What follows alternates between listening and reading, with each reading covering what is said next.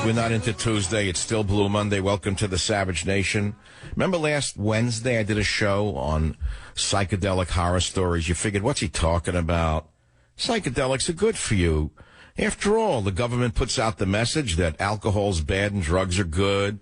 Banker jumped to his death yesterday after eating magic mushrooms. Welcome to the show. Terrible story. New York City, bright kid, Alex Slagowitz jumps to his death out of his 26th floor luxury Manhattan apartment after eating magic mushrooms. Kid is from Livingston, New Jersey, was a star golfer on the Colgate University team, took 4 grams of the magic mushrooms. His roommate, Max Kaplan, arrested, charged with criminal possession of a controlled substance for the remaining mushrooms found inside the apartment. This is a lost life because of the drug society we're living in. Now, when I began this morning, I thought, well, what can I do today that would be of interest to the audience? That's what I do every day. So I thought that we should talk about the post, I'm calling it I want to get it just right.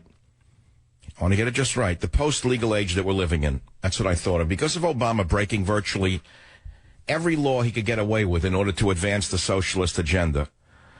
He's not so much a socialist as he is a power-mad man, using socialism as a tool to advance his own power. But the question I asked myself that I was going to ask you is this. In this post-legal age, which crimes should be legalized? Should prostitution, for example, be legalized?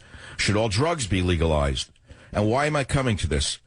Because I said we're living in a post-legal age. As a result of this criminal administration, a man who has virtually decriminalized virtually every crime, with the exception of homophobia and invented racism, what is left as a crime? And so I ask you, the audience, which crimes in America today should not really be crimes? Should prostitution be legalized? Should all drugs be legalized?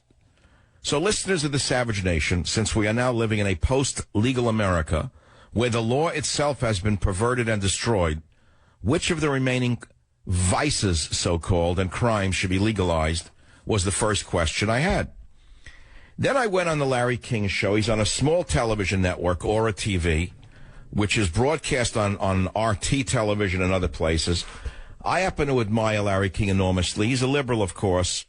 From his age, all men of that age who were thoughtful were generally liberals, especially if they had been poor. Let me be very clear about that. He was poor.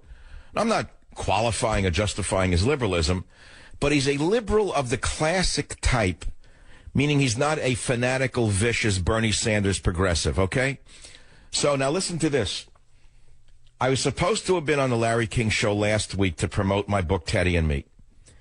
I got a little under the weather. I had to cancel a day before. I felt bad about it. I had to cancel it. So I did. So they said, when can you come on? I never answered them. So they called me and said, could you please come on again? I never answered them. Larry called me personally last week. And I said, sure, I'll be on, Larry, Monday. So I went on the show this morning, and I did the show. And it was supposed to be all about Teddy and me, right? But it wasn't. The first 20 minutes were all about Donald Trump. Now, I suspected it wouldn't be 100% about the dog book. I didn't think Larry was that much of a canine lover. I figured his show is called Politicking.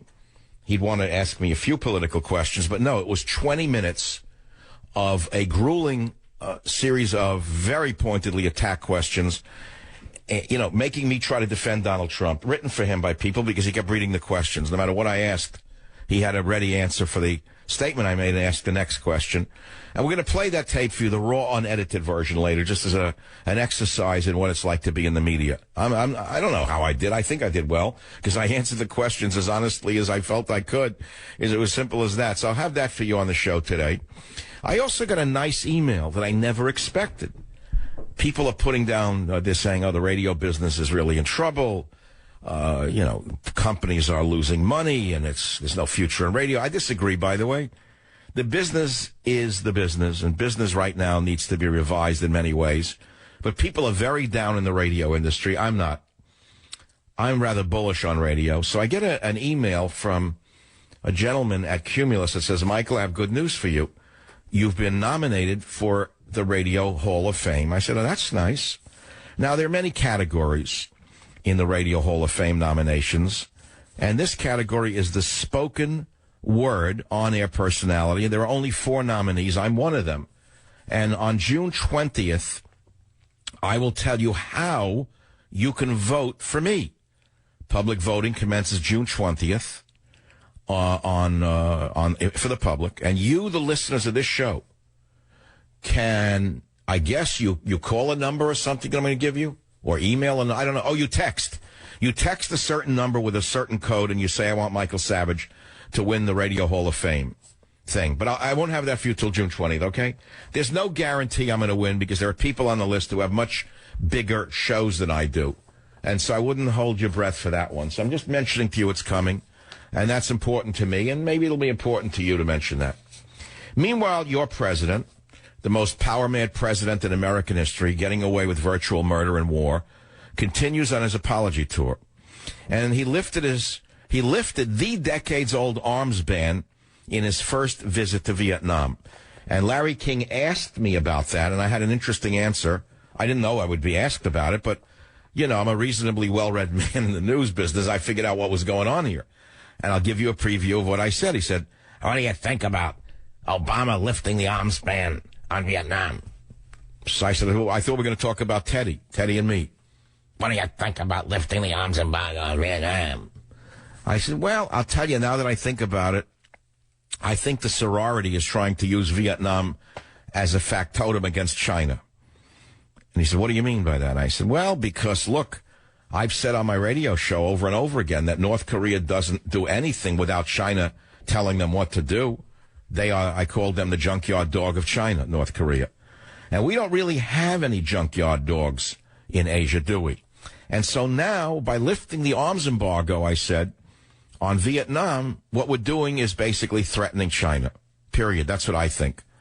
That's what Obama did. Years long and very weak effort to counter China's influence in Asia. Instead of doing something as childish and as weak as that, that's really limp-wristed. If Obama really wants to punish Beijing and put them in their place, he needs to immediately put tariffs on Chinese goods and make them deal with their currency issues. But I'll talk more about that on the Savage Nation. Vietnamese leader quotes Ho Chi Minh in toast for the U.S. That's another story, but it's related to that. How do you feel about Obama lifting the arms ban on Vietnam? 855-400-7282 is the phone number in Baltimore. There's another story out of Baltimore now. Remember, there was a big riot over there. They almost burnt the city to the ground because of Eric Holder, Al Sharpton, in my opinion, and all of the other racial motivators, the guys who have gasoline on their tongue. Well, we know the whole Freddie Gray story. He was not a doll. He died in a police van, and they've tried to burn a bunch of cops in Baltimore for having killed him on purpose, when we all know that that was a complete lie, provoked by the race haters, the race baiters, mainly the professional race baiters, and the result was horrendous. Nobody benefited when the streets were set on fire and the stores were trashed. And so the top cop in that case, a man who was not even in the streets at the time, was today found not guilty. You hear Freddie Gray arresting Officer Edward Nero found not guilty on all charges. That's because, remember, in order to be proven guilty in the United States of America, thank God, even for you criminals out there, there has to be no reasonable doubt, in plain English. If you can show reasonable doubt, you're innocent. Now, this man, the arresting officer, Edward Nero, was found not guilty on all counts by Baltimore City Council Court Judge Barry Williams. If you want to make it a racial thing, Barry Williams, the judge, was black. Nero, the officer, waived his right to a trial by jury. His bench trial began May 12th and final arguments were heard Thursday. In other words, he waived trial by jury because he knows the juries could be stocked with people who would have burned them. So he threw his life really before the judge. And the trial was attended by a group of Baltimore City police officers, mostly in plain clothes. And after the verdict was read, they all came up to Officer Nero one by one, embracing him and patted him on the back. And Officer Nero was seen with tears in his eyes. It's an interesting story. If you remember the story, Freddie Gray, a 25-year-old man from the Sandtown area of Baltimore, died on April 19th of a spinal cord injury he sustained while in police custody. Now, that's the AP version of it. It's like the police broke his back on purpose. That's not what happened. It was a complete lie. But because the media exists because of racial hatred and setting people against each other and setting fires across America. They love to see Baltimore burn. It was very good for ratings. And, of course, the Occupy Now movement was there. The Black Lives Matter movement was there. And they burned and they looted. Of course, that was not commented upon by the vermin in the media. And so today's verdict fundamentally is a fair one. This guy did not do anything against this man, Freddie Gray. And he was found not guilty. This is our American system of justice. And police officers in this nation are afforded the same justice system as every other citizen in the city, state, and country, including those who break windows and burn buildings. And this case has come to an end. And the citizens of Baltimore should absolutely remember that if they start burning again, all they're going to do is confirm what everyone thinks about them to begin with, that they're nothing but an angry mob. And I think that Al Sharpton should be arrested for crossing state lines with the intent of starting a riot if he is seen anywhere on the border of the state of Baltimore. I'm not kidding you. There are federal laws on the books, and I've read them before, which prohibit crossing state lines for the sake of inciting a riot. Al Sharpton should have been arrested numerous times for this, but because he is above the law and because he is one of Obama's most loyal attack dogs, this man has not yet been arrested for inciting riots, in the estimation of yours truly, Michael Savage. Back in a minute. Join the Savage Nation. Call now, 855-400-SAVAGE, 855-400-7282. Savage. My Savage Nation is sponsored by SwissAmerica.com. It's the only company I trust to protect my wealth. Call 800-BUI-COIN.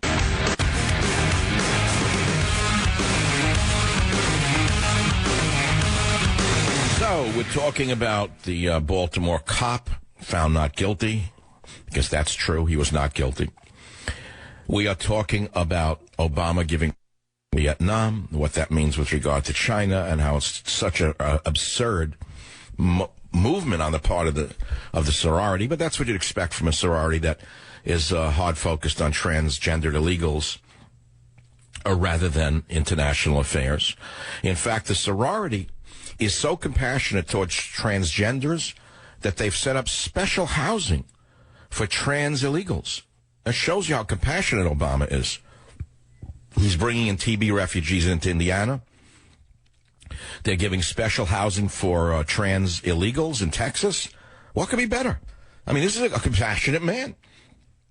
He's a compassionate man. And speaking of compassion, your Pope, the genius in the Catholic Church, the most brilliant Pope in the 1400 years, he's the first non-European Pope, handpicked out of nowhere. 1400 years, they always had a European Pope. Well, they went and dug one up from socialist South America, and now he's topped himself. Your Pope and the number one imam in the world embraced in an historic Vatican meeting. Isn't that nice? While radical Muslims are burning churches and killing Christians, committing a genocide against Christians in the Middle East, your Pope is kissing the top imam for the first time in the history of relationships between Catholics and Muslims. That's terrific. Now, why is Pope Francis welcoming the destruction of his religion? Does anyone have an answer to this? 4 refugees with infectious TB sent to Indiana in 2015. Why does the power-mad president continue to do this? Anything else? 855-400-7282. 855-400-SAVAGE.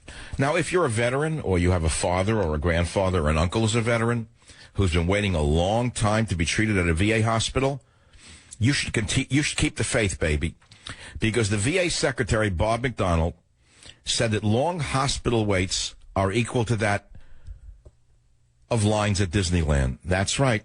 Now, a statement like this would normally put somebody immediately out of their job. VA Secretary Bob McDonnell does not think that measuring the number of days it takes for a veteran to receive a medical appointment is a valid assessment of success for the Obama administration's VA. He said, no. He said the long lines at Disney theme parks are about the same. This genius said that when you go to Disney, do they measure the number of hours you wait in line for what's important? What's important, he said, is what's your satisfaction with the experience. That's the VA secretary, and any other administration, the man is thrown out of the job, but not here. 855-400-7282 phone number. 855-400-SAVAGE. We're still waiting for the Larry King interview tape, where you'll hear what I have to say about basically his attacks on Donald Trump, which are very interesting. He did it in such a nice way that I didn't take umbrage. Any man who also owns a bagel store and actually works in the bagel store in L.A. is not a bad guy, I figure. It was like kibitzing with a deranged socialist uncle, is how I felt. A guy who couldn't help himself. He grew up poor, grew up in Brooklyn. They were all left-wingers. You don't get mad at people like that. You try to educate them. And I can't wait to get the tape. I want to hear what it sounds like, and I'll share it with you the minute we get it. But I want to go back to my number one question today, which is, in this post-legal age where Obama has virtually blown up every law in the land, which of the remaining vices and crimes should be legalized? Should prostitution be legalized? Come on now. You have an opinion on that. Shouldn't prostitution be legalized? Shouldn't all drugs be legalized? So what if a guy threw himself out of his apartment in New York City after eating magic mushrooms? Wouldn't it have been better if, well, it was legal to eat magic mushrooms? Then more kids could eat it. More people could experience the wonders of peyote. I mean, you people are living in the past if you think that magic mushrooms should be a controlled substance. And while you're at it, why don't you legalize heroin? Why don't you legalize crack? You really ought to clean up America by getting rid of all of these antiquated right-wing white laws. Because you well know that laws against drugs are passed by uptight old white men, and that everyone else wants drugs legalized. It's only the uptight old dying white men who are still stuck in the past with these laws, right? Prostitution should be legal. Heroin should be legal. Borders should be erased. Whatever you say, man, if it feels good, do it. Why not do it in the road? Join the Savage Nation. Call now, 855-400-SAVAGE, 855-400-7282.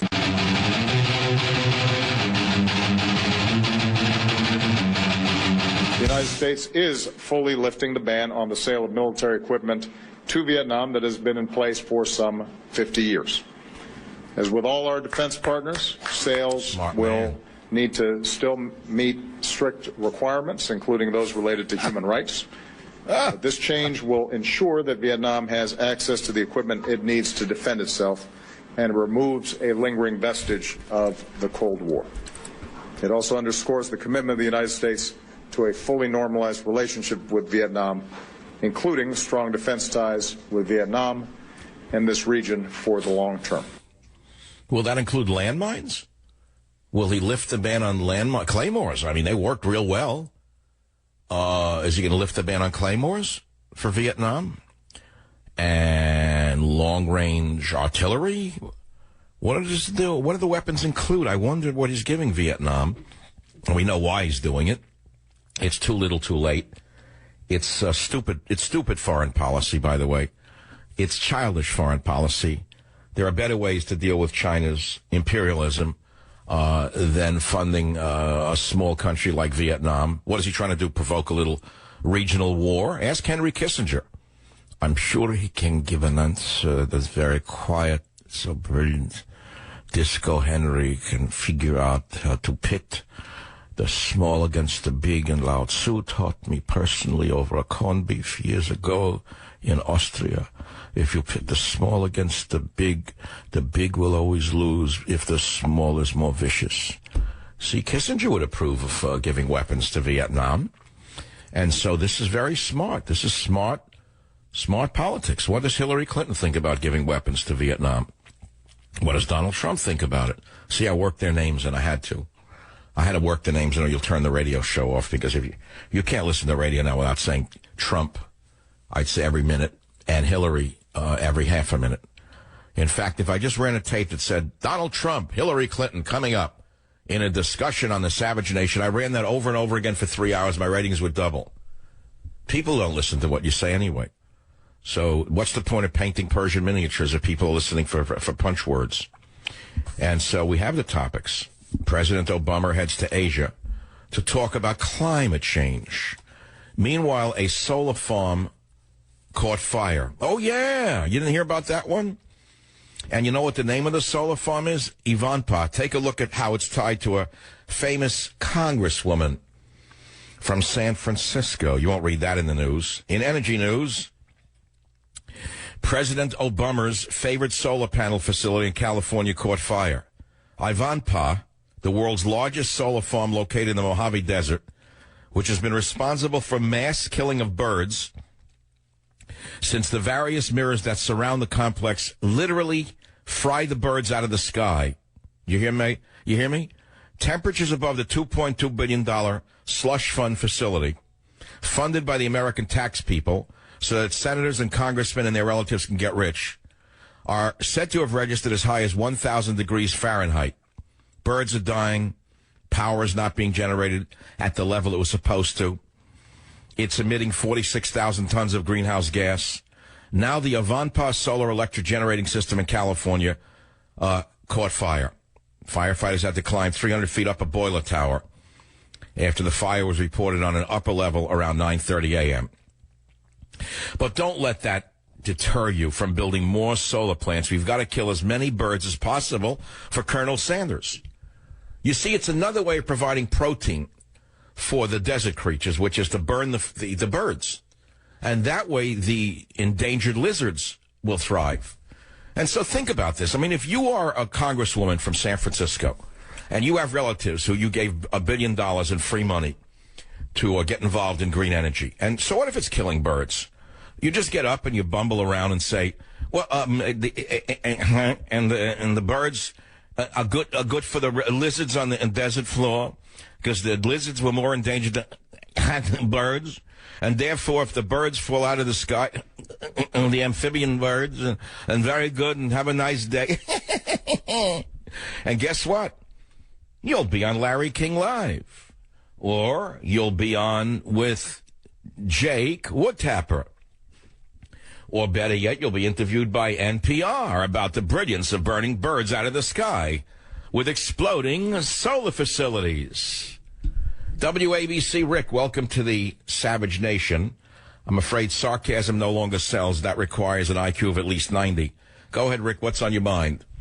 Well, stick a needle in China's arm. Weapons for Vietnam, I totally agree with. The first thing the president's done, I agree with. Now, what do you think sticking a needle in China's arm is going to do to China? Well, I think we even mentioned it, that we have all the problems down in the South China Sea, and it has taken over all those little islands. You got to put weapons in Vietnam. I'm glad that President Obama finally did something. So, in other words, you're glad that there might be a regional war. That's a good thing for the world. No, but I know how Claymore mines work. I set a few off in my day. And I understand that Vietnam it's the first thing that President Obama's done I agree with. Well, you keep repeating yourself, but I'm asking you to think about the consequences of what the great genius sorority chief has done. Do you think it's going to make the world safer to provoke China, a nuclear power? What else are you going to do to China? How else can you deal with them? Well, what's China doing that needs to be dealt with? Let's start with that question. What are they doing wrong? How about a tramp stamp made in China on every Barbie doll you got in the store today? How's that for a starter? And this would be American dolls. Well, now you jumped again. What is China doing wrong is what I'm asking you that needs to be corrected. Well, stop making all our toys for one thing, but let him. In other words, the toys should be made here in America with slave labor instead of in China? There's no slave labor in America. Well, the only way to make toys cheaper than they do in China is to use slave labor. No, put the people at Mattel and Harper and all the other. What people are going to make toys? Mark Zuckerberg's programmers are going to leave Facebook to make toys in a sweatshop in Texas?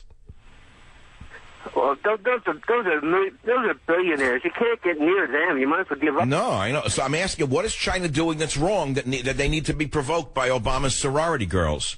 If you think it through, you'll find out that it's not a smart idea at all. It's stupid policy, not smart policy. Of course the object was to provoke China. It's what I said today during my interview, but I didn't say I agreed with it. It's stupid. It's stupid policy. It's something that an impotent leader would do, which is not thinking through giving weapons to the Vietnamese All it's going to do is destabilize Southeast Asia. It's not going to stabilize it, and it's not going to bring China one step closer to more fair trade policies with the United States of America. Plain English. Plain English. 855-407-282. Let's go to a caller on KLIF in Dallas on line 3. Go ahead, my friend. What's on your mind? Hi, Dr. Savage. I just wanted to make a comment and then get some feedback from you about the first chapter of Teddy and Me, when you talk about how people treat their dogs and how it kind of comes around full circle in the possible afterlife, I guess. Yes, sir. I am a veterinary technician, and I've done it for over 15 years. And the thing that I've really noticed about people and their dogs is that if you have like an angry person that's angry all the time, usually their dog feeds back on that and is the ones you got to get, muzzled and all that to protect yourself from getting bit. But it seems like when I read that first chapter, it reminded me that probably Teddy has your same personality as far as that he concerns himself with certain situations that he thinks he could intervene and make a difference. And I don't know about that. He does have a dog's nature underneath it all. There's a little bit of wolf in the little guy.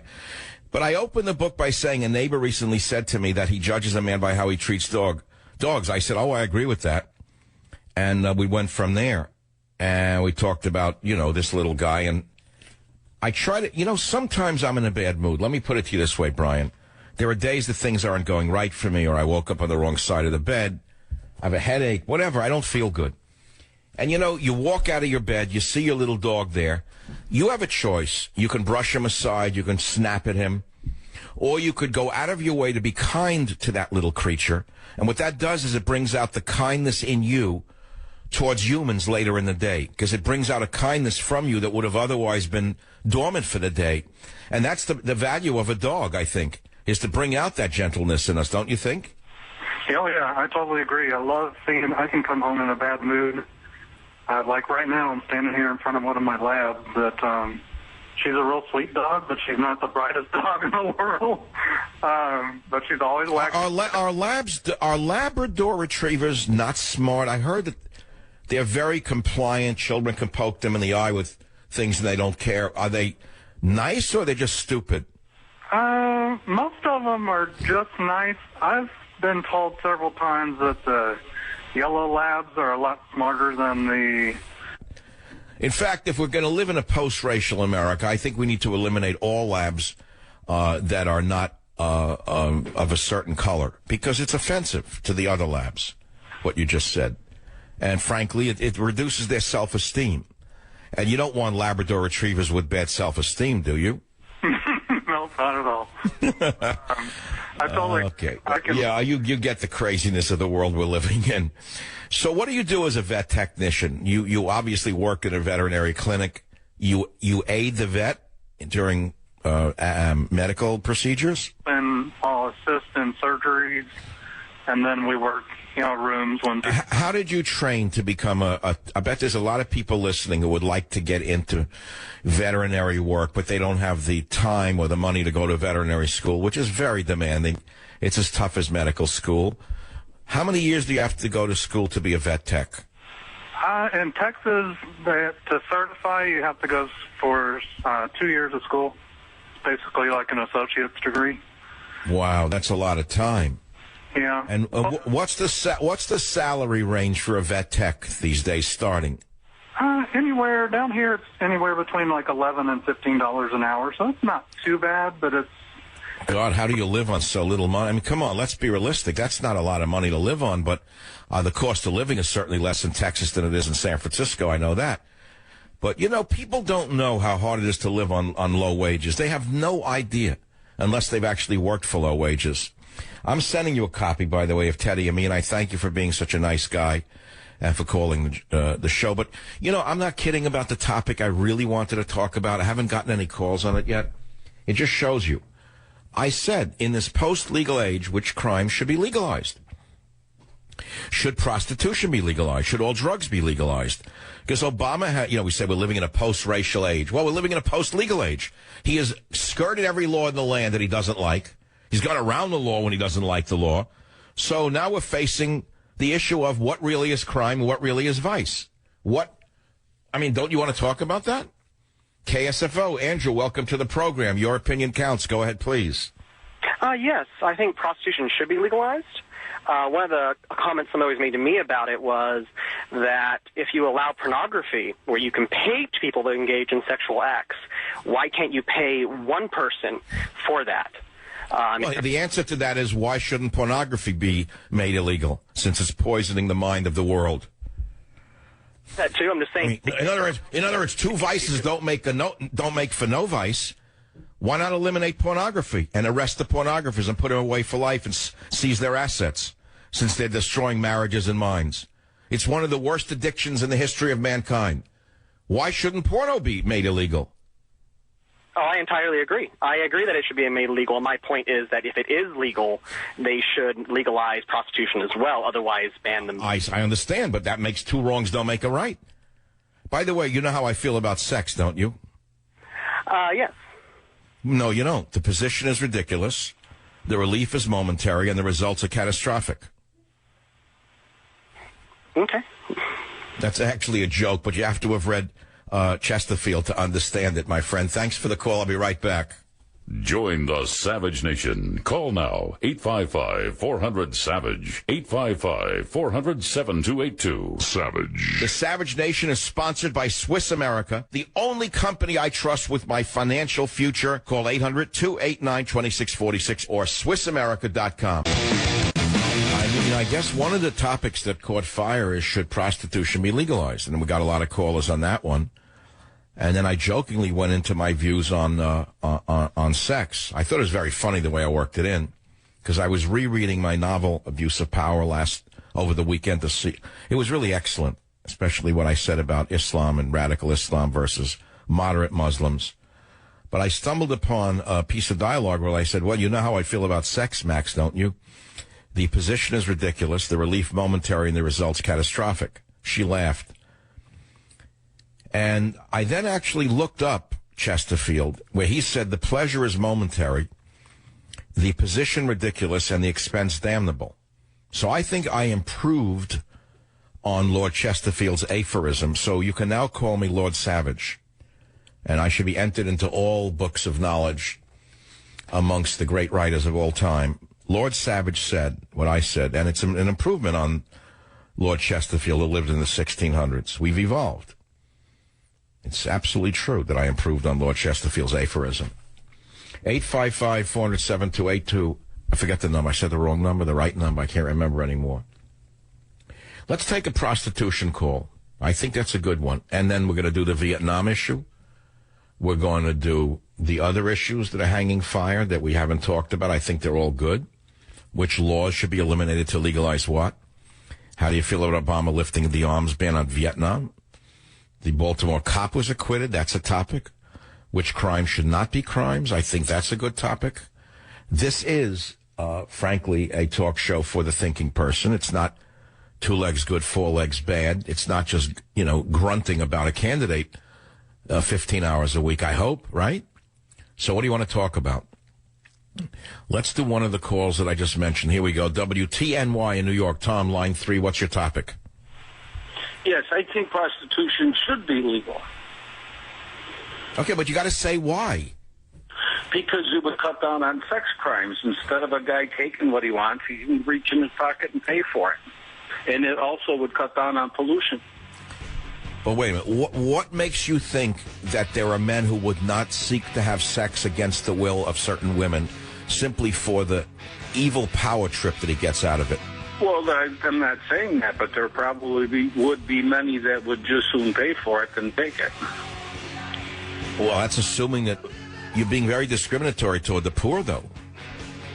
Unless you want to subsidize prostitution, Obama could do that with Obamacare.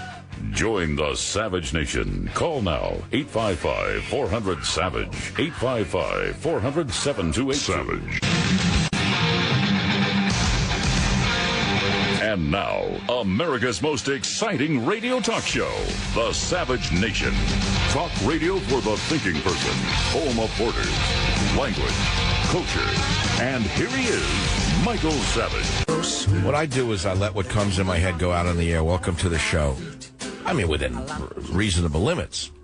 Now, maybe today's topic is one I shouldn't have let out of the Jack in the Box, but it's out there and there's no taking it back. I began the show by saying, in this post-legal age, which crime should be legalized? I asked, should prostitution be legalized? Should all drugs be legalized? I said that in this Obama age of virtual decriminalization of all vices, where there are only a few crimes left, such as homophobia, racism's now a crime, denying global warming, life in prison. There are no crimes left. Prostitution, nothing. Drugs, nothing. Look the other way at everything. So why not go all the way and, before he leaves office, legalize all drugs, legalize prostitution, right? Or wrong? The law itself has been perverted and destroyed under this madman. So which of the remaining so-called vices and crimes should be legalized? I think it's a reasonable question. I also announced that I'm very proud to say that after 22 years in radio, I have been finally nominated to the National Radio Hall of Fame. But that's only the first step. Nomination is one step. Maybe there's a little half of an Academy Award that you get, a little tiny bronze statue. I don't know.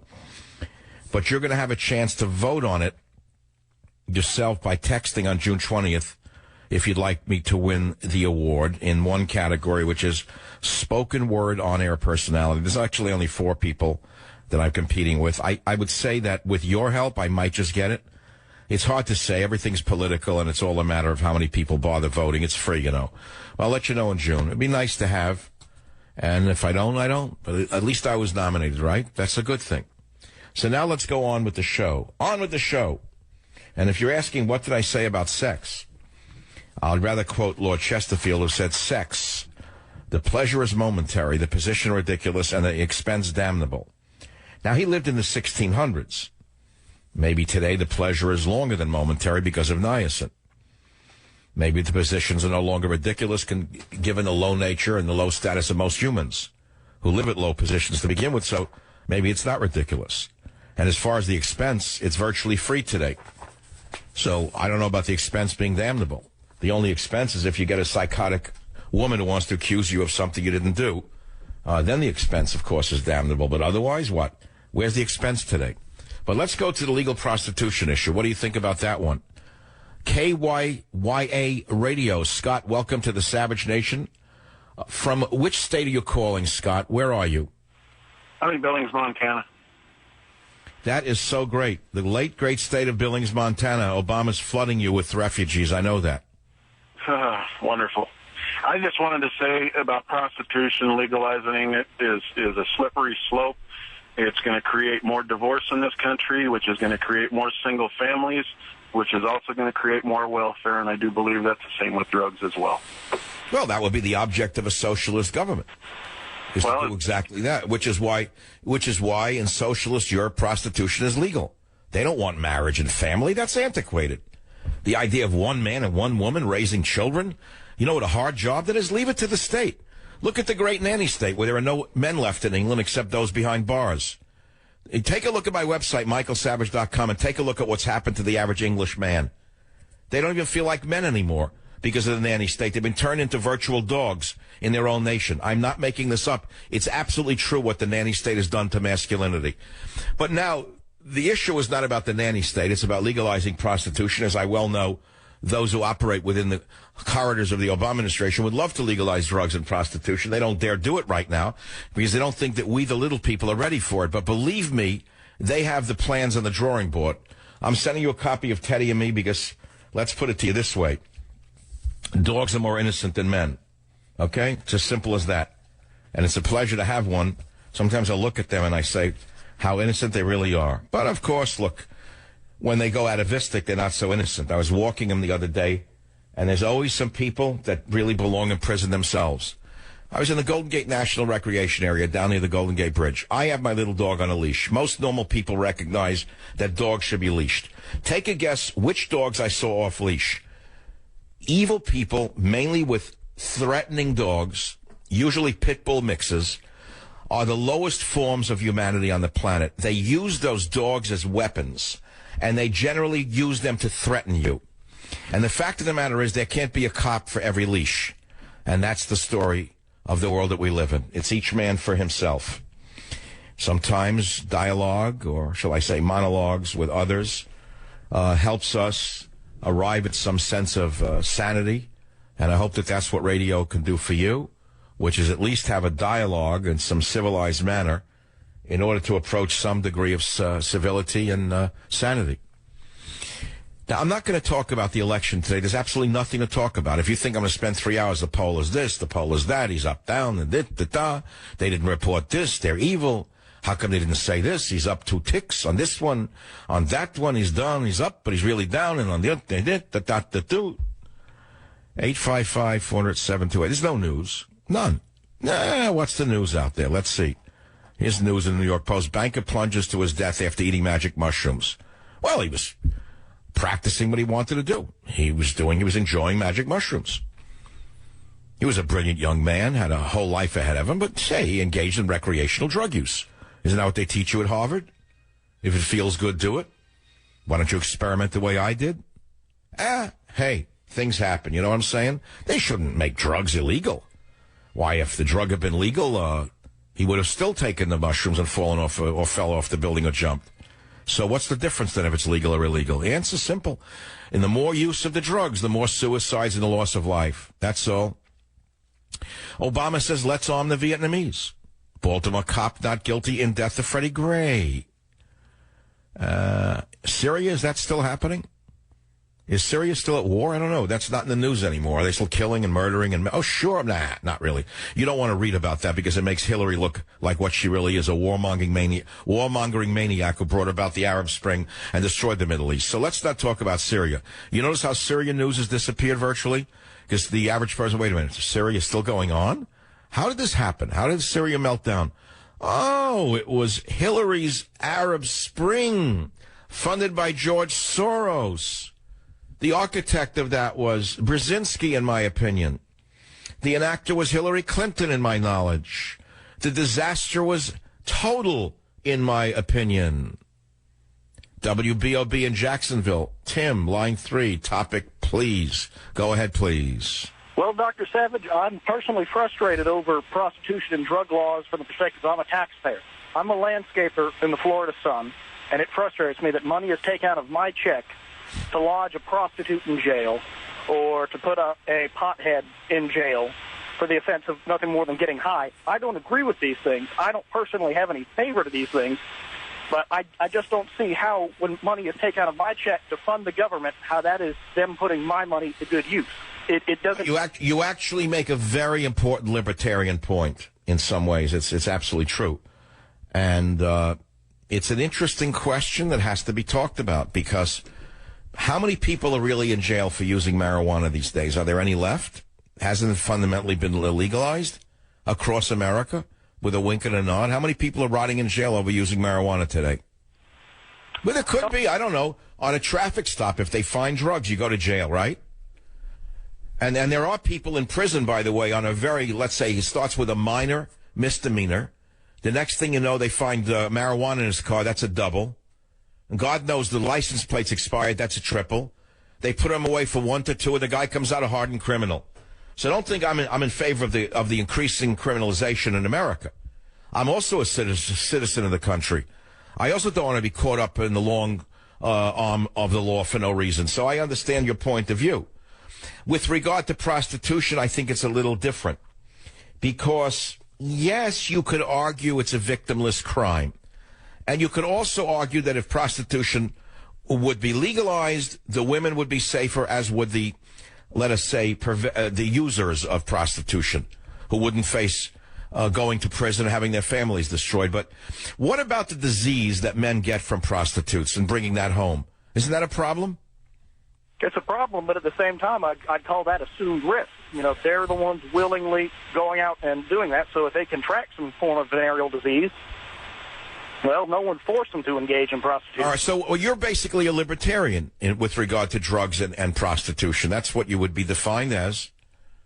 You're saying it's not my problem. If the guy wants to do that, let him do it, because it would be a lower social cost to legalize prostitution and legalize marijuana, is what you're saying. Would you legalize all drugs? Would you legalize heroin? I probably would, to be honest with you. But what the government would give out the heroin in government facilities? There'd be government heroin stores? No, well, probably something equivalent to ABC. I don't see things like heroin and cocaine being sold at 7-Eleven, but I'd assume we would have public, laws similar to how alcohol, you cannot be intoxicated in public, you cannot be high in public. And from my perspective, that puts hardened criminal gangs out of business. If I can go and buy it legitimately, I'm not going to put money into the coffers of some Mexican cartel who's going to go out and cut some guy's head off. You see, you're a realist. You're actually a man who deals with reality every day. You say you're a gardener in Florida? Yes, sir. So you deal with the realities of every day. You deal with the realities of nature, in essence. Whether you see an insect eating a plant or the wind knocking down a palm tree, you're dealing with reality daily, aren't you? Yes, sir. Out in the sun. Do you derive, when you're cutting down trees or doing a lawn or trimming or planting, do you think about world problems? Sometimes. I mean, if there's not a lot of conversation, I often, you think about a lot of things. Mm-hmm. They kind of reflect. Do you listen to talk radio while you're working? No, not while I'm working. We don't leave the truck on. Mm-hmm. Well, I wish I had a portable radio, a free radio to give you. That you like an earpiece radio, so you could listen to the Savage Nation 24/7. Well, I tell you, I'm sending you a beautiful gift, Mr. Gardner. Teddy and Me, Confessions of a Service Human. This is the Savage Nation, and I think this topic is good. We haven't really explored it yet. This legalizing prostitution. We've just scratched the surface, and we haven't touched on Obama arming the Vietnamese. By the way, because today was a pretty big shock to most thinkers. He says, let's arm the Vietnamese. The power-mad maniac spoke in Hanoi during his first visit to Vietnam, and he lifted a 50-year-old ban on selling arms to Vietnam. And, of course, he wants to make Vietnam a thorn in the side of China. Now, in theory, if you're a schoolgirl who went to one of the lowest institutions of lower living, Harvard, Bryn Mawr, Columbia, the places that they hire them from, Georgetown. If you're a person who went to one of those schools, you would think that's a good idea. But what about Vietnam's abysmal treatment of dissidents? What about the horrible human rights record in Vietnam? And by giving them weapons, we no longer have leverage for pushing the evil Vietnam government on human rights abuse. So why would he do this? Isn't he Mr. Human Rights? This is a hysterical reaction to his impotence, his impotent desire to counter China's influence in Asia. It's an impotent gesture. And all it is going to do is serve the interests of the military-industrial complex, which Dwight D. Eisenhower warned us against. And so this is not an anti-war president. This is not a peace-loving president. This is a Machiavellian power-mad lunatic. I'll be right back on the Savage Nation. Join the Savage Nation. Call now, 855-400-SAVAGE, 855-400-7282. Savage. The Savage Nation is sponsored by SwissAmerica.com, the only company I trust to protect my wealth and financial future. Call 1-800-289-2646. All right, here we're going to go into a spiral right now. I don't know whether it's a spiral upwards or downwards, but we're talking about should prostitution be legalized in context of a larger question. And many of you are waiting to chime in on it. I don't blame you. We've only scratched the surface on this very important social question. But now I'm going to read something to you that is somewhat alarming, but in an age of materialism, where human emotion is dead by drugs and whatever else, there's hardly any feeling between men and women, especially in the younger generations. It's one of, I don't know what it is, basically use. It's getting together, sort of coupling for sex, and that's about it. In most cases, don't call me and tell you different. So now we come to this article. It's shockingly easy to fall in love with a sex doll. It's in today's New York Post tabloid. Okay, fine. But you could ignore the question and say, I don't want to hear that crap. Or you could listen to what's actually happening and understand this is a trend of the future. A silicone real doll face looks up from a workbench at the Abyss Creations factory in San Francisco. David Mills has a great story about the time he brought a date home and she almost saw his sex robot. Everything was going well and we were heading toward the bedroom. And that's when I realized, oh, God, Taffy's in there. You see, Taffy is Mills' sex robot. Mills and Taffy are celebrating their 2-year anniversary. In June of 2014, Mills had her delivered from a company called Abyss Creations. Taffy is the Real Doll 2 Body A model with silicone skin and stainless steel joints.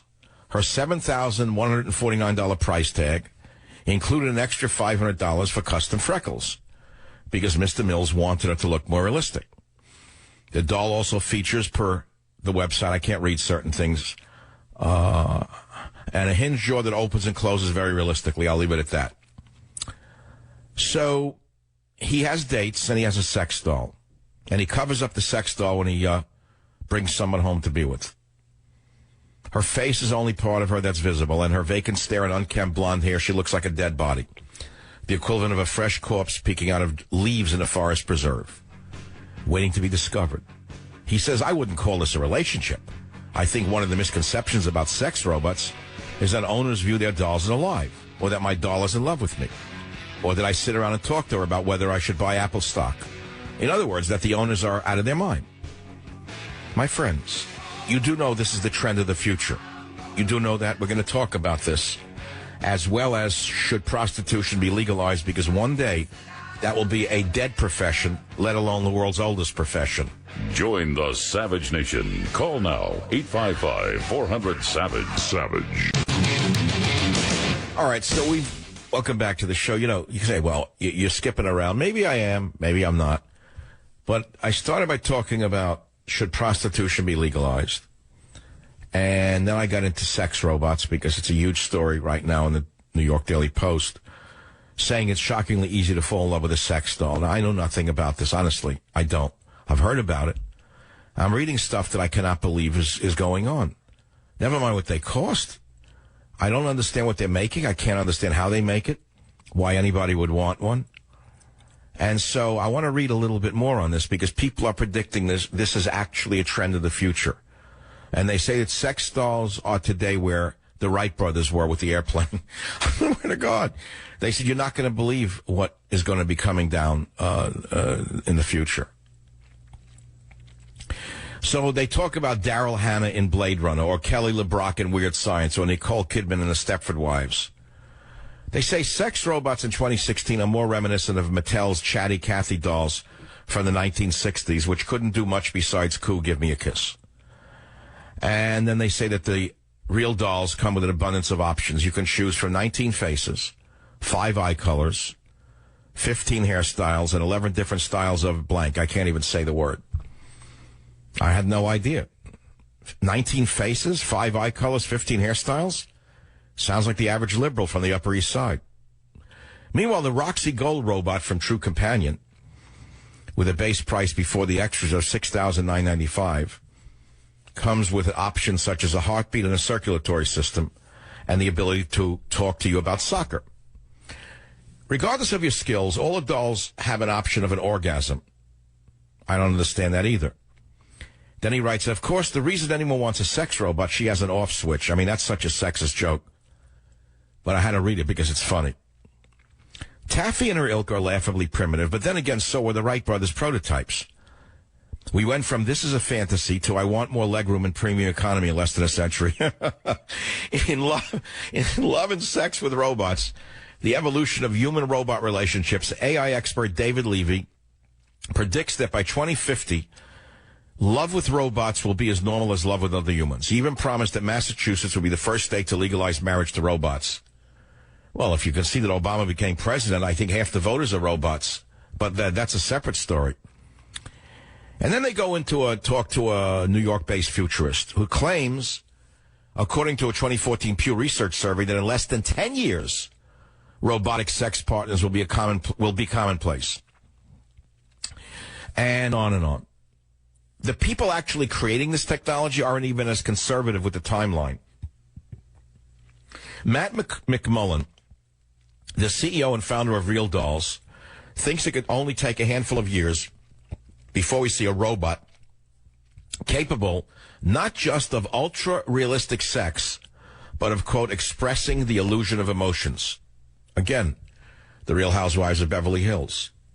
Douglas Hines, the founder and president of True Companion, expects that even before the end of this year, we could have commercially available robot partners that don't just submit to sexual fantasies, but, quote, also offer unconditional love and support. They actually fall in love with you. Can you believe this? The sex robots of tomorrow might just embody everything you want from a woman. For the right price, they write, you could have a partner that thinks exactly like you and shares your beliefs and interests. She'll be tailor-made to your tastes, with none of the compromises that come with having a relationship with a real woman. Mills asks, have you ever tried to put on fake eyelashes? He gently brushes a hand across Taffy's face, moving a tangled strand of hair out of her eyes. That was one of the hardest things I've ever done, he said. It's the little things like putting pantyhose on her. That was an ordeal. Being with her has taught me how difficult it is to be a woman. This guy's a weirdo, by the way, a psycho. But wait, he's 50 years old and he has a 20-year-old daughter who knows about the sex doll. I swear to God. It's crazy. He says he'll never feel anything approaching real emotional intimacy with her. He'll never feel the electricity of a first kiss or know that she understands him in ways nobody else does. But then again, he never has to worry that she might be taking advantage of him, which he says has happened with females of the human variety. At the same time, Mr. Mills lets slip hints of genuine loneliness. If I could press a button right now and have the choice of being with a sex robot or a real woman, I'd pick the real woman every time, he says. Well, most of the time. Anyway, I think I could cut off at this point because there's something very crazy, creepy, and sad about this. Some would say no. They say it's an emotional companion for lonely people. I think it's insanity, but then again, it's one man's opinion. One day you may wake up and realize that it's not so crazy. You never know what the robot future will bring tomorrow. But that brings us back to the world's oldest profession, at least not politics, which is older than prostitution. I would say politics is the world's oldest profession, not prostitution, because at least with prostitution, what you see is what you get. Well, in most cities, that is, except in, well, I can't say that anymore. But with politics, what you see is what you don't get in 100% of the cases. KSFO, John, I've gone on a long spiel here. Should prostitution with human beings be legalized or not? Hey, Dr. Savage, I think it already is legalized. The only thing that's criminalized is streetwalkers, which is just an eyesore on society, so they get arrested. But you won't ever find escorts or high-end agencies getting arrested. All of that stuff is completely legal. In order to decriminalize that, you would have to criminalize adultery. So you say that it's a matter of economics. The poorer girls, or let's say girls working on their own, not connected to high-end escort services, are the ones who are, and the poor girls who are in the street are the ones who the law gets only. That's not true. The unattractive girls are on the street. If they're attractive, they're not on the street for long. And the industry, it polices itself. It's just a matter of... you have to criminalize adultery, and that's all it is. Without prying or being, are you at all involved with this industry? I mean, I'm not trying to put you on the spot. I'm curious. No, I've been in it for 12 years, and there's never been and knock on wood, I know pride cometh before the fall, but there's never been an arrest with what I'm affiliated with. Wait, you've been in what for 12 years? In law enforcement? No. No, I'm on the other side. I'm in the industry, and no, I'm asking that. What do you actually do in the industry? I'm an owner of an agency. Okay, I'm not here to judge right now. I'm not going to sit here with putting anyone down. You own an escort agency where girls are basically sent out as hookers? Correct. So when I saw the TV show that I thought was incredible on Starz called GFE, Girlfriend Experience, is that semi-real? It's completely real. It's 100% accurate. And where do these girls, are they actually, I mean, I don't know where to begin here. They are just like that, a law student and a future lawyer could be on the side doing this for money? Yeah, but most of all, they're nice people. They just can't get to work on time. They're girls who have trouble operating in the corporate. All right, so that was fictionalized that you would be that organized, go to law school and to be a lawyer and still be on the side doing this. You're saying the girls who fall into this trap basically are not that, let's say, keen on getting ahead in life. Well, they want to get ahead in life. They could have a variety of issues. It could be they don't know how to manage money. They can't show up to work on time. I mean, there's some issues that bring them into the industry. They're not bad people. Occasionally, you'll get a bad person, and they won't last. So the people that have been around for a while, they're good people. They just have an issue. How much do you charge for your girls? $300 to $400 an hour. And what do you keep as the pimp? I'm sorry, as the businessman. That depends on who we're dealing with. But let me put it this way: as long as you're paying taxes on it, it's not a problem. Oh, your girls, they have to file an income tax thing? They pay taxes. I pay taxes. We all pay taxes. If you pay taxes, you're not in trouble. I don't know if you remember the story last year, the SF Red Book, or it was in 2014, when they got driven out of business, and it was basically tax evasion. And that's it. If you pay your taxes, nobody cares. And the services that we provide, and I understand this because I actually politically am to the right, and I agree with most stuff on the right. But one of the things that isn't really articulated is these gentlemen that see these women that pay $300 or $400 an hour. I know it's a shame. They're taking the money away from their wife, or they're taking the money away from their children. But just keep this in mind. If they were to actually pursue one of these women in the real world, it wouldn't be $300 or $400 that they're taking away from their families. It would be $3,000 or $4,000 that they would be taking away from their families. But look, let's be clear. You're running an agency. I'm not going to ask you any more than that. What you're doing is illegal, isn't it? No, I have no knowledge of what goes on in those rooms. I understand. Okay, fine. So, all right, we'll leave it at that. What about disease? Is that an issue with your people? No. Everything is always is safe. And, the industry kind of polices itself. There's a lot of review boards, and where the people with issues and problems and diseases are. I'm not saying that stuff doesn't ever happen. It's just it's a lot.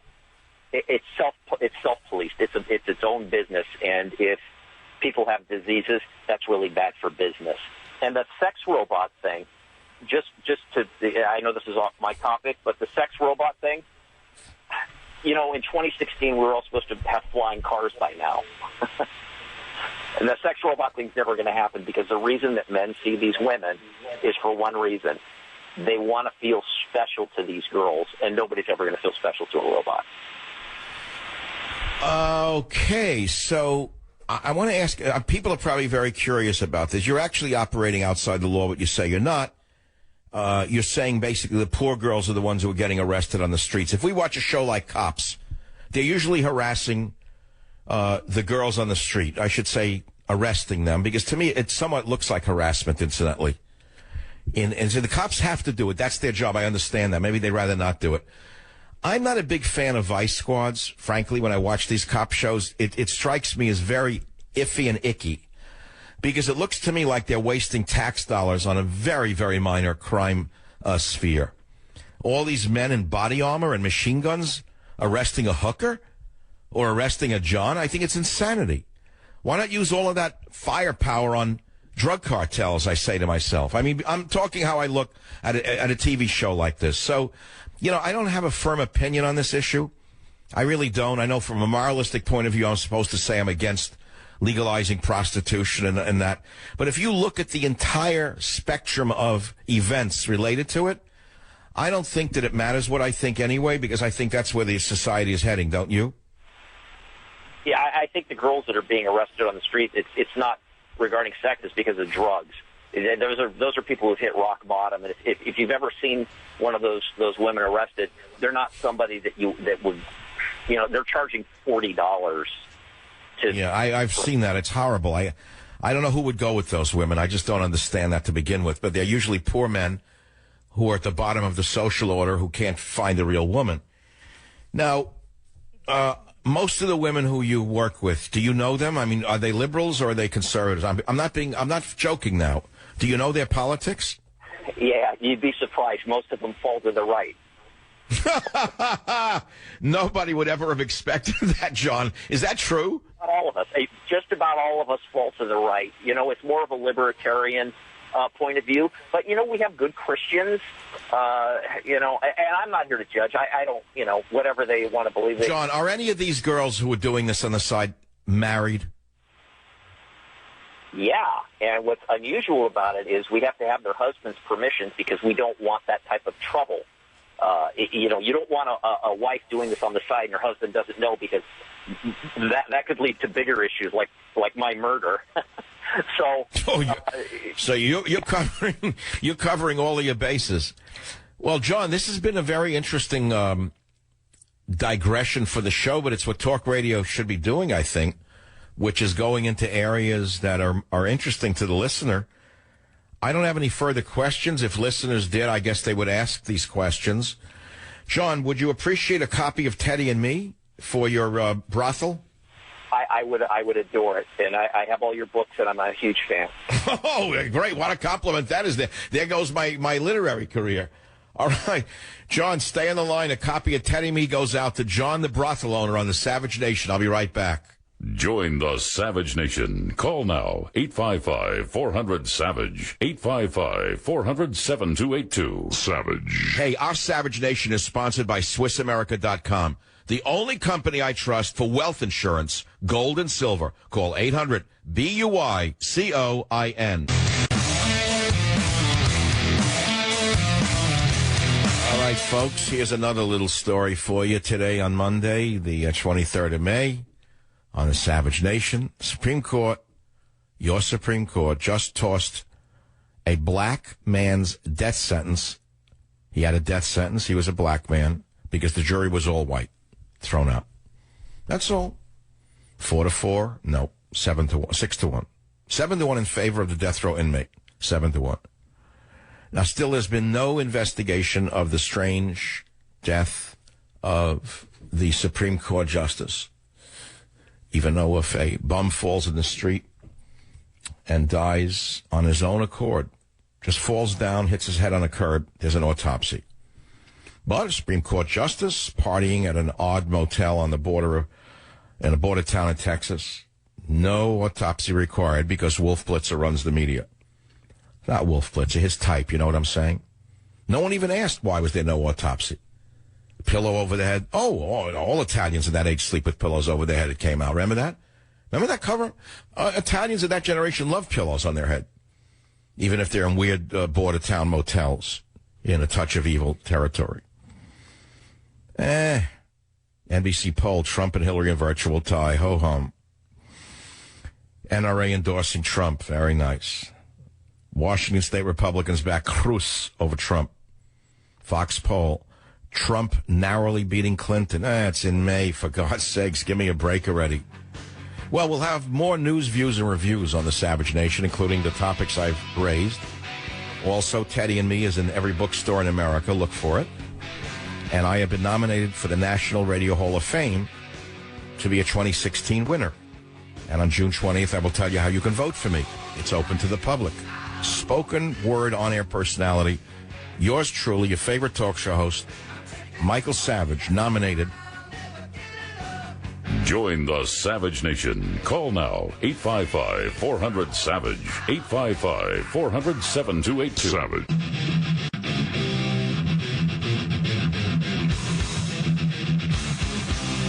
Warning. The Savage Nation contains adult language, adult content, psychological nudity. Listener discretion is advised.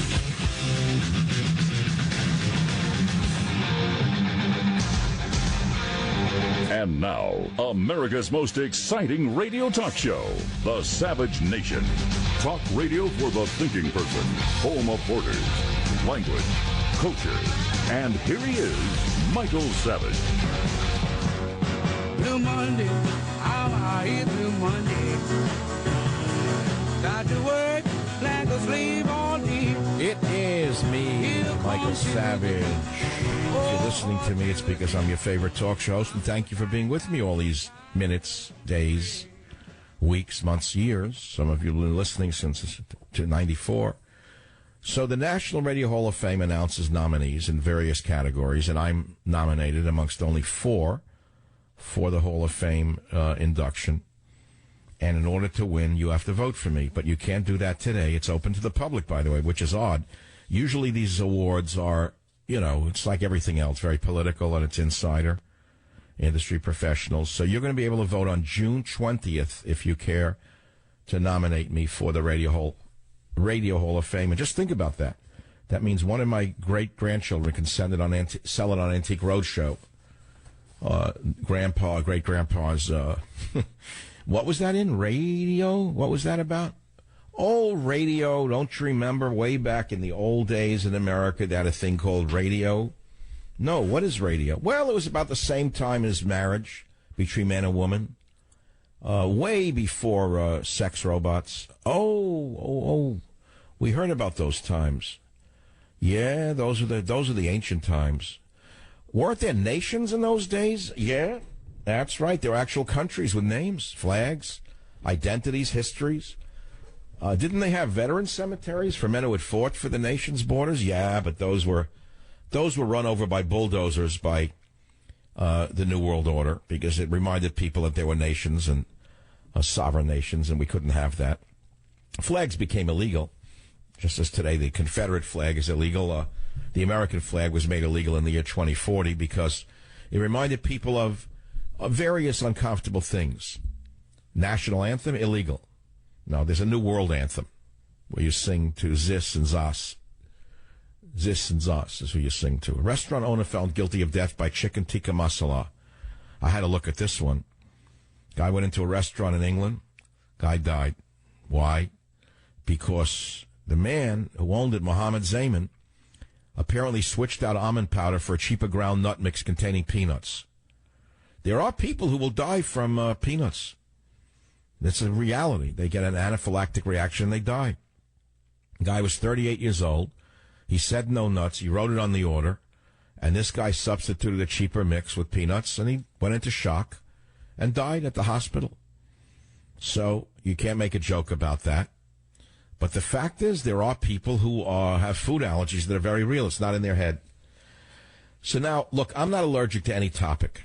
I try to take them all on because this is a long, difficult year that we're in, leading up to the most important election of our lives in November. We all know that, whoever you're going to vote for.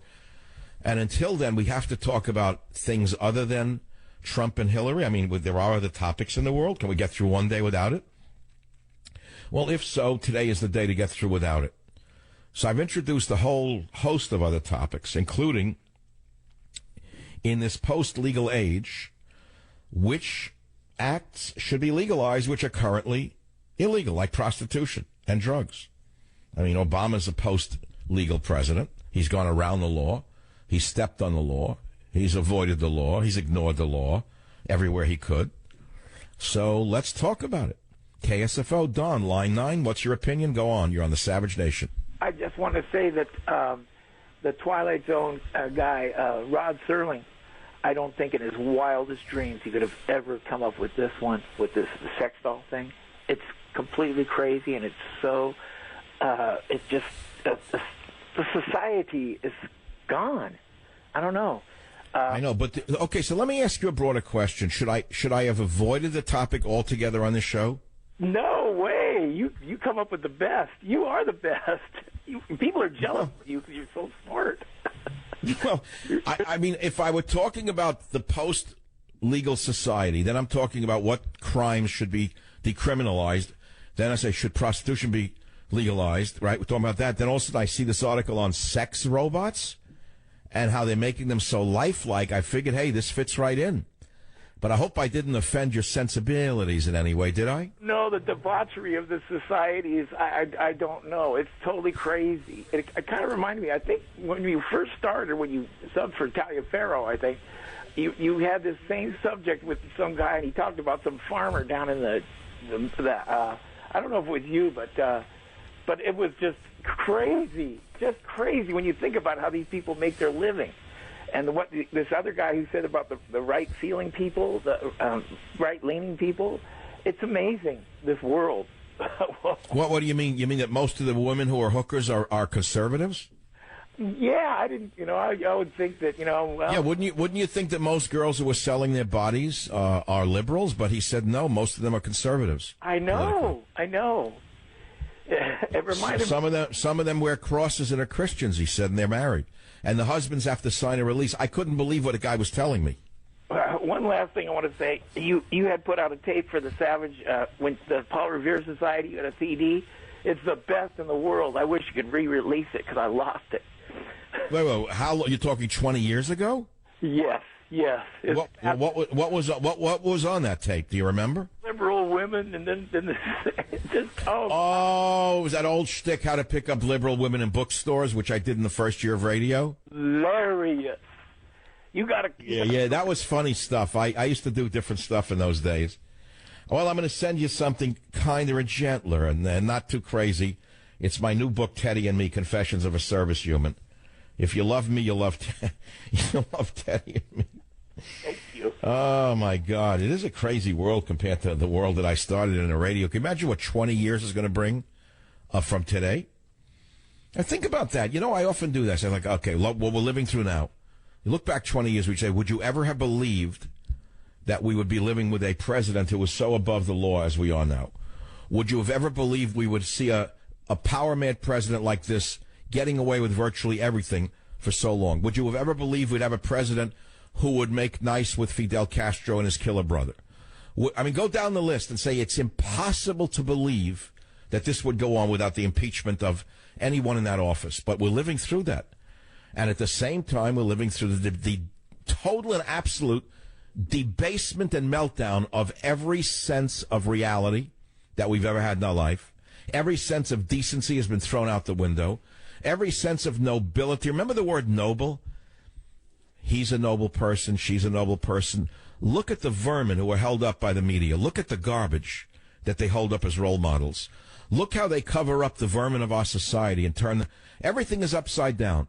That which is down is up. Everything that should be upright is now downright. That's what this society is. So how do you make heads or tails out of it?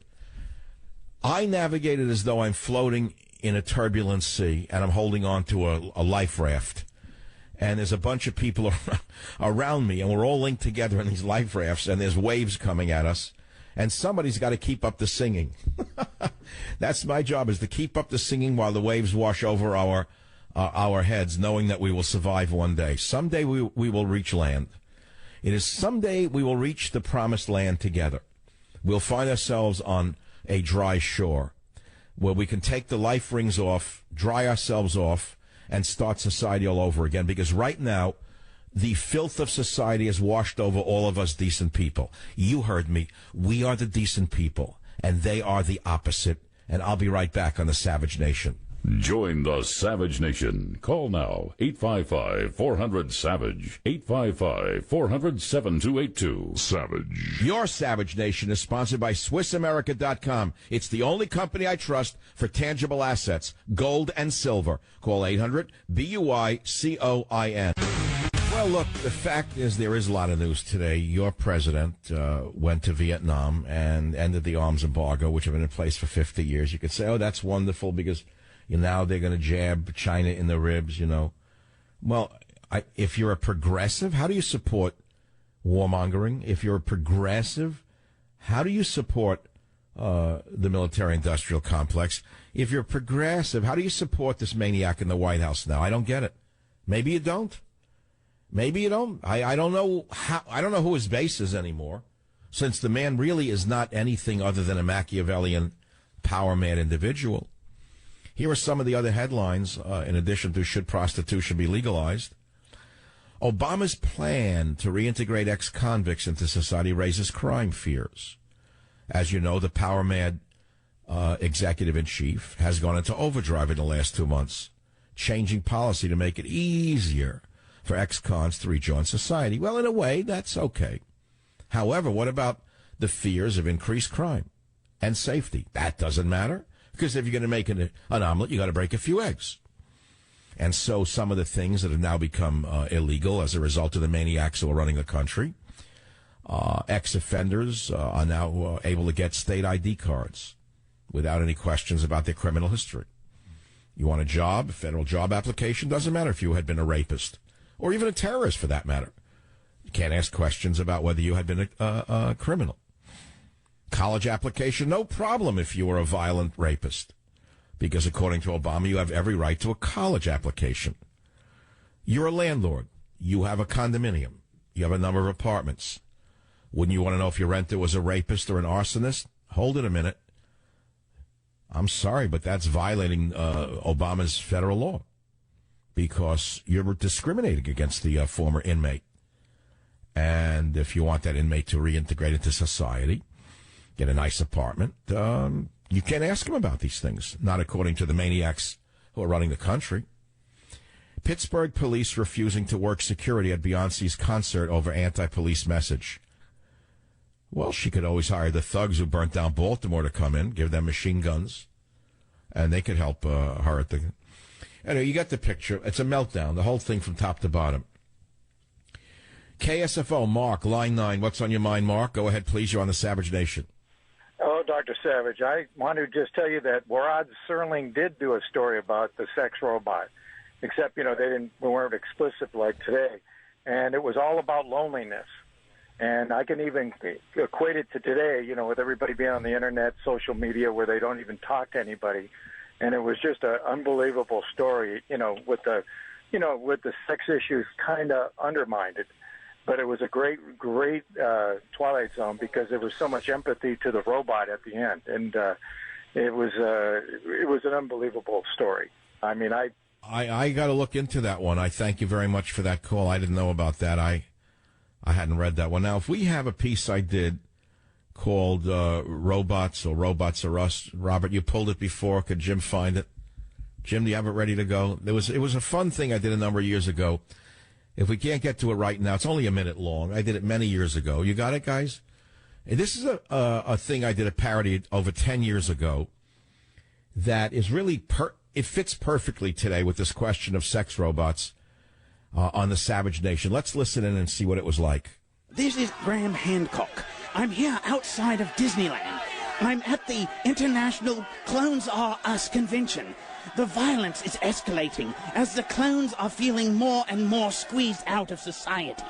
They want to be able to have their own day at Disneyland.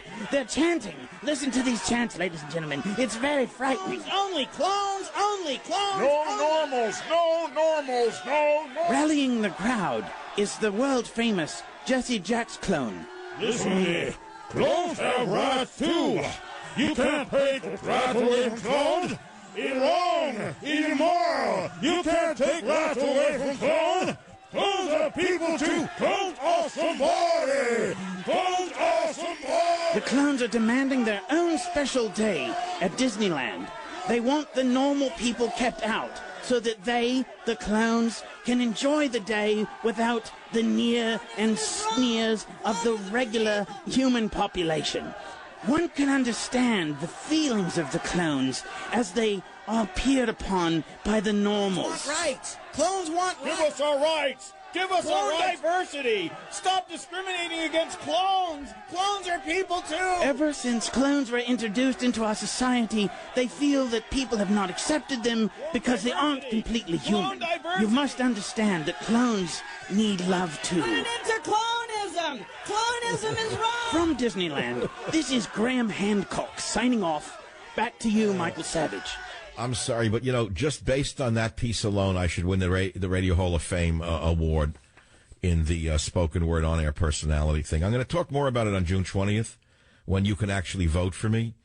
But there's only 4 people who are competing for this award to be inducted into the National Radio Hall of Fame in this category. I will tell you right now, some of them have much larger audiences than I do. Nobody can match me in terms of creativity and genius. Nobody. And so if you want to vote for me, I'm going to tell you how to do it in June. It should be based on creativity, not upon how many people vote for you. But all right, look, things happen. The world is what it is. I'm honored just to have been nominated, and we'll go from there. So for some reason, the show today is not really about politics, or is it? Should prostitution be legalized? I don't know anything more political than that. But as I quoted earlier, Lord Chesterfield, who said the pleasure is momentary, the position ridiculous, and the expense damnable. Well, I improved on Lord Chesterfield's aphorism about sex, which I'm not going to repeat now on the Savage Nation because I'll be accused of plagiarizing myself. 855-400-7282. Chrissy on KSFO. You oppose legal prostitution. Good for you. Why? Well, because I think that the more of these things that we legalize that are completely immoral, the more that it affects the kids. I'm a mother of 2 daughters, and I was for gay marriage. I was for 20 years a liberal, and I have come running back to the Republican Party as fast as I can. When my 13-year-old daughter came home from school and told me that her friends at school don't know if they're gay or straight, they're waiting to decide until they try both. And well, that's the indoctrination of the psychos in our school system. They've made it so that children 5 years of age are declaring that they're gay and approaching doctors for sex change operations, with parents having coming out parties for 5-year-olds who want to change their sex. This is how sick this country has become. Absolutely. So what happens when we legalize prostitution? Do I have my kids? You're right. It's another step along the way. This is exactly what happens. You know what they say, anyone who is not a liberal at 20 has no heart. Anyone who's still a liberal at 40 has no mind. Welcome to the club. I'm sending you Teddy and me for all those with hearts and minds. When I come back, more news, views, and reviews right here on The Savage Nation. Join The Savage Nation. Call now, 855-400-SAVAGE, 855-400-7282. Savage. Your Pope, the genius in the Catholic Church, the most brilliant Pope in the 1400 years. You know, he's the first non-European Pope, handpicked out of nowhere. 1400 years, they always had a European Pope. Well, they went and dug one up from socialist South America, and now he's topped himself. Your Pope and the number one imam in the world embraced in an historic Vatican meeting. Isn't that nice? While radical Muslims are burning churches and killing Christians, committing a genocide against Christians in the Middle East, your Pope is kissing the top imam for the first time in the history of relationships between Catholics and Muslims. That's terrific. Now, why is Pope Francis welcoming the destruction of his religion? Does anyone have an answer to this? 4 refugees with infectious TB sent to Indiana in 2015. Why does the power-mad president continue to do this? Anything else? Now, if you're a veteran, or you have a father or a grandfather or an uncle who's a veteran who's been waiting a long time to be treated at a VA hospital, you should keep the faith, baby, because the VA Secretary, Bob McDonnell, said that long hospital waits are equal to that of lines at Disneyland. That's right. Now, a statement like this would normally put somebody immediately out of their job. VA Secretary Bob McDonnell does not think that measuring the number of days it takes for a veteran to receive a medical appointment is a valid assessment of success for the Obama administration's VA. He said, no. He said the long lines at Disney theme parks are about the same. This genius said that when you go to Disney, do they measure the number of hours you wait in line for what's important? What's important, he said, is what's your satisfaction with the experience. That's the VA secretary, and any other administration, the man is thrown out of the job, but not here. There's another story out of Baltimore now. Remember, there was a big riot over there. They almost burnt the city to the ground because of Eric Holder, Al Sharpton, in my opinion, and all of the other racial motivators, the guys who have gasoline on their tongue. Well, we know the whole Freddie Gray story. He was not a doll.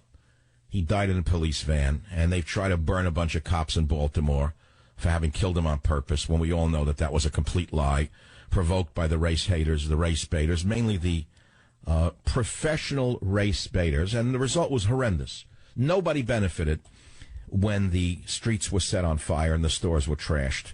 And so the top cop in that case, a man who was not even in the streets at the time, was today found not guilty. You hear Freddie Gray arresting Officer Edward Nero found not guilty on all charges. That's because, remember, in order to be proven guilty in the United States of America, thank God even for you criminals out there, there has to be no reasonable doubt in plain English. If you can show reasonable doubt, you're innocent. Now, this man, the arresting officer, Edward Nero, was found not guilty on all counts by Baltimore City Council Court Judge Barry Williams. If you want to make it a racial thing, Barry Williams, the judge, was black. Nero, the officer, waived his right to a trial by jury.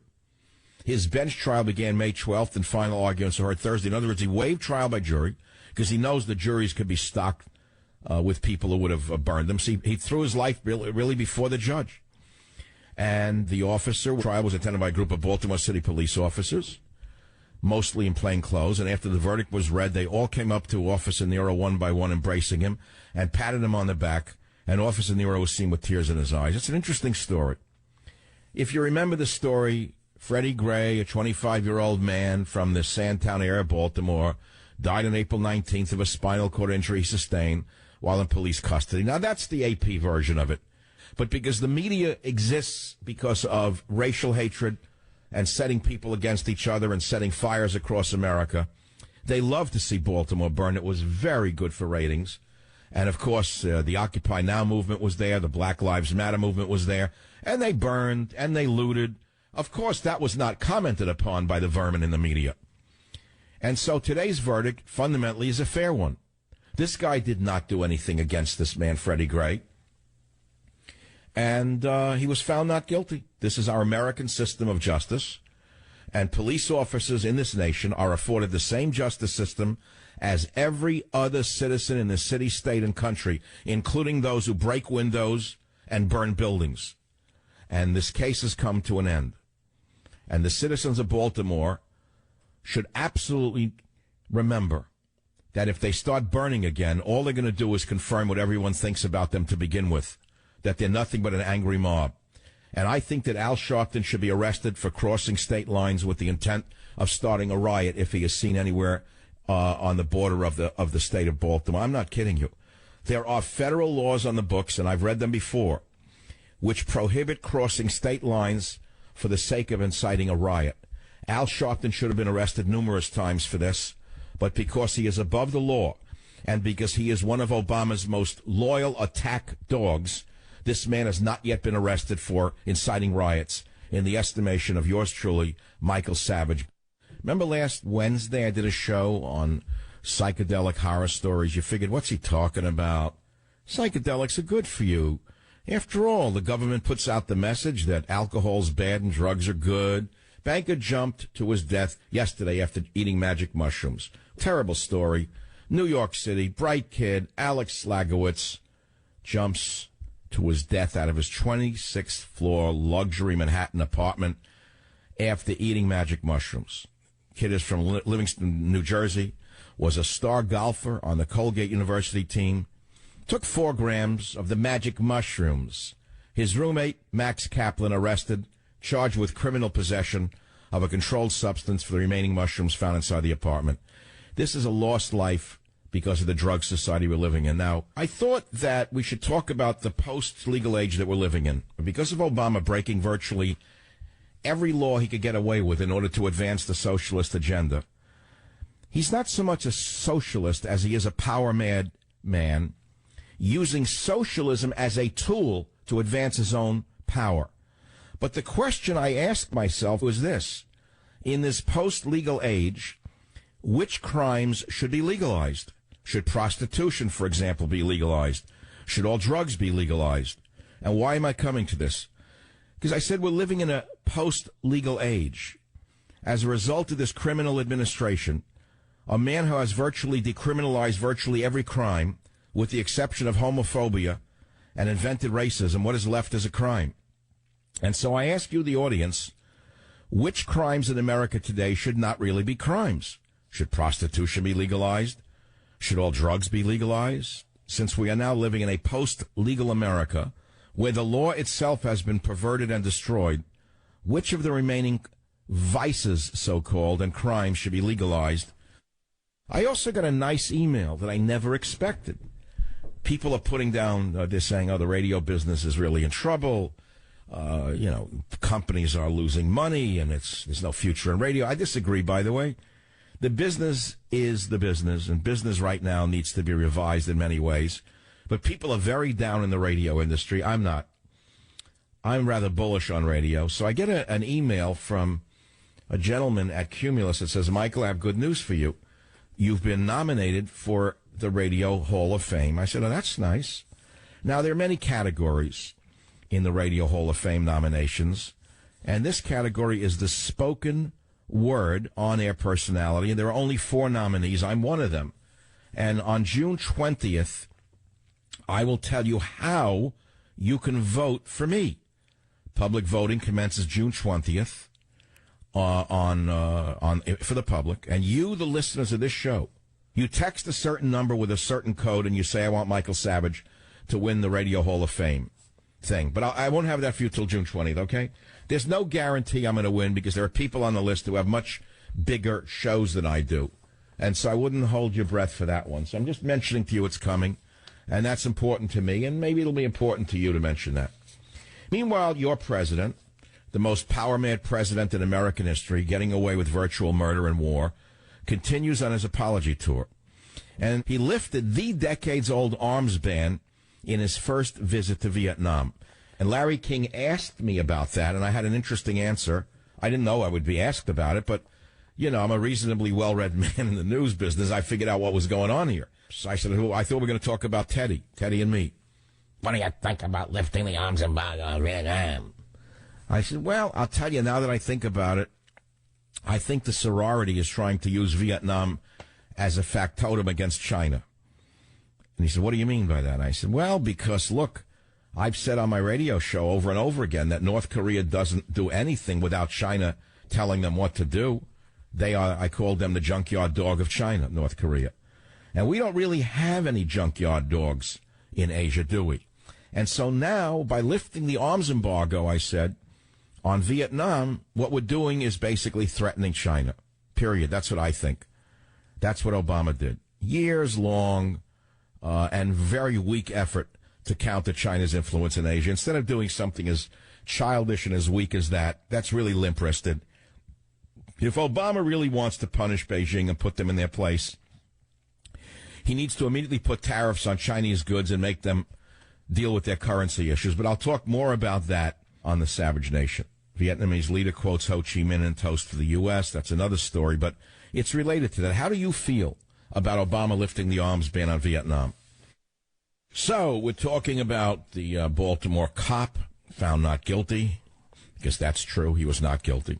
We are talking about Obama giving weapons to Vietnam, what that means with regard to China, and how it's such an absurd movement on the part of the sorority. But that's what you'd expect from a sorority that is hard focused on transgendered illegals, or rather than international affairs. In fact, the sorority is so compassionate towards transgenders that they've set up special housing for trans illegals. That shows you how compassionate Obama is. He's bringing in TB refugees into Indiana. They're giving special housing for trans illegals in Texas. What could be better? I mean, this is a compassionate man. He's a compassionate man. But I want to go back to my number one question today, which is, in this post-legal age where Obama has virtually blown up every law in the land, which of the remaining vices and crimes should be legalized? Should prostitution be legalized? Come on now. You have an opinion on that. Shouldn't prostitution be legalized? Shouldn't all drugs be legalized?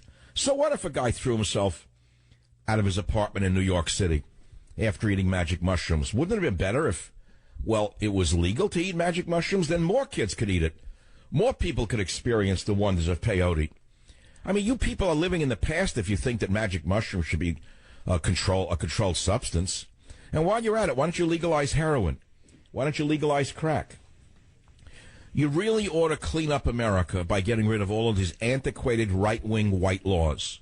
Because you well know that laws against drugs are passed by uptight old white men, and that everyone else wants drugs legalized. It's only the uptight old dying white men who are still stuck in the past with these laws, right? Prostitution should be legal. Heroin should be legal. Borders should be erased. Whatever you say, man, if it feels good, do it. Why not do it in the road? I'll be right back. Join the Savage Nation. Call now, 855-400-SAVAGE, 855-400-7282. Savage. The Savage Nation is sponsored by Swiss America, the only company I trust with my financial future. Call 800-289-2646 or SwissAmerica.com. Hey, if we have political puppets, why shouldn't we, or political robots, why shouldn't we have sex robots? I mean, the politicians basically are robots. They're not real. None of them say anything that's real. They're all in it simply for what they can get out of the system. So what's the difference if it's a sex robot? It's the same thing. We have a robotic president, like a puppet. Who knows who he answers to? Marching around the world like he owns the country, could do what he wants. So what's the difference? What's next? No morals, no center. A pope embracing the chief imam while the Muslims are burning churches, doesn't say a word to him about it. Obama's presence in Hiroshima is an apology, says Michael Savage. So look, if you go on to michaelsavage.com, you can click a button and get a newsletter in your inbox for free a couple of times a week. And they're fundamentally summaries of short pieces of my show. And on Friday, I said that they said, will he apologize? I said, going to Hiroshima is an apology. So over the weekend, I don't watch the news anymore. I haven't for years. I will not watch local news. That became beyond belief 30 years ago. I couldn't watch it. I stopped with Peter Jennings 20 years ago. Okay? Said I would watch Fox for years. I stopped when she cut her hair was the last straw. But I'm giving you like steps along the crosses of the Appian Way here. I stopped watching Fox a long time ago. I find it boring, and there's no substance to it. There's no brain food. When I want to watch news, I go to RT television. I know it's from the Russian perspective, but there's a lot of independent news operators on it. Then I go to Japanese television, NDK or NHK television. So the other night I'm watching Japanese television, and there he is, our leader, our esteemed dear leader is in Japan, and he's sitting down with a newscaster. The first question the guy asks him is, did you come to Hiroshima to extend an apology? He didn't mince words with a big smile and a leg crossing and fingernails and a shoe dangling like on Fox News. They look like hookers on Fox News. This guy was straight up. Mr. Obama, did you come to Japan to offer an apology? Right off the bat. So naturally, the double-talking snake says, oh, no. I want a world without nuclear weapons. And there he goes on and on with his lies. Now, I said that his presence in Hiroshima, just the presence alone, is an apology. Okay? That's what I said. The visit itself is an implicit apology, particularly coming around the time of Memorial Day. And we did a whole debate over the bombing of Hiroshima and Nagasaki, and I said it will go on for a long time, and as time goes on, more and more brainwashed youth in America will say, oh, no, we shouldn't have done it. It was evil, and we should wring our hands and should pay reparations to the Japanese. And that's because our media doesn't even show you who the Japanese were at the time. And then I continued. I said, don't take this as an anti-Japanese sentiment because I have the exact opposite view about the Japanese people. We're not talking about the Japan of today. We're talking about the Japan of yesterday. More specifically, the atomic bombing of Hiroshima and Nagasaki. And I don't want to read you what I wrote based upon what I said. I think you can read it on my website, michaelsavage.com. You see? My friends, it's tied into all of the other acts of this most notorious of presidents, the most power-mad individual to have ever been foisted upon us. And there are many months to go. And look what Bush did in only the few waning months of his presidency. Now you can imagine what this one's going to do between now and December. Have a great night.